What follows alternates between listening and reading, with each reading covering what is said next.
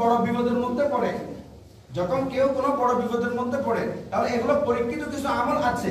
যেমন এশার নামাজের পর 4 রাকাত নামাজ, নফল নামাজ আদায় করে, তাহলে যদি 100 বার দুরূদ শরীফ আদায় করা হয়, 100 বার দুরূদ শরীফ আদায় করার পরে 499 বার, 499 বার যদি শুধুমাত্র লা হাওলা ওয়ালা কুওয়াতা ইল্লা বিল্লাহ, লা হাওলা ওয়ালা কুওয়াতা ইল্লা বিল্লাহ, লা হাওলা ওয়ালা কুওয়াতা ইল্লা বিল্লাহ, শুধু এতটুকু 499 বার, এবং একবার শুধু লা হাওলা ওয়ালা কুওয়াতা ইল্লা বিল্লাহিল আলিয়্যিল আযীম পুরা ইস্তিগফার একবার, তো মোট 500 বার। এরপর আবার দুরূদ শরীফ, আবার দুরূদ শরীফ, টোটাল এখন 700 বার হলো।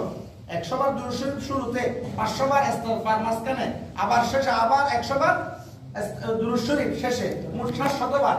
যদি এশার নামাজের পরে কেউ বসে আল্লাহ রাব্বুল আলামিনের দরবারে কান্নাকাটি করে, যেই মকসদ নিয়ে, যেই মকসদ, যেই উদ্দেশ্য নিয়ে আল্লাহ রাব্বুল আলামিনের কাছে চাইবে, আল্লাহ তাআলা সেটা পূরণ করবে।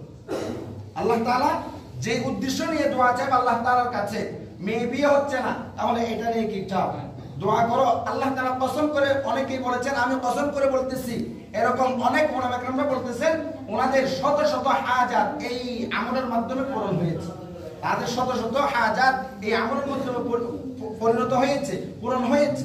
এই জন্য যদি কোনো কেউ টাকা দিচ্ছে না, যেমন অনেকের কাছে লক্ষ লক্ষ কর্জ থেকে যায়, কিন্তু প্রতিদারের কাছে গেলে সে বড় উল্টা লাঞ্ছিত করে, তাহলে এই আমল করেন, আল্লাহ তাআলা টাকার ব্যবস্থা করে দেবে। আপনি বড় ঋণগ্রস্ত, আপনার কাছে টাকা পাবে অনেকেই, লক্ষ লক্ষ টাকা আপনার থেকে পাইতেছে, আপনি কোনো মাধ্যম পাচ্ছেন না, তাহলে এই আমলটা করেন। এটা কসম করে বলতে পারি, ইনশাআল্লাহ যদি পরিপূর্ণ ইখলাস নিয়ে এই আমলটা করেন, ইনশাআল্লাহ কি হবে, আপনার কর্জ পরিশোধের ব্যবস্থা হয়ে যাবে। এই জন্য এই আমলগুলো আমাদের খুবই দরকার।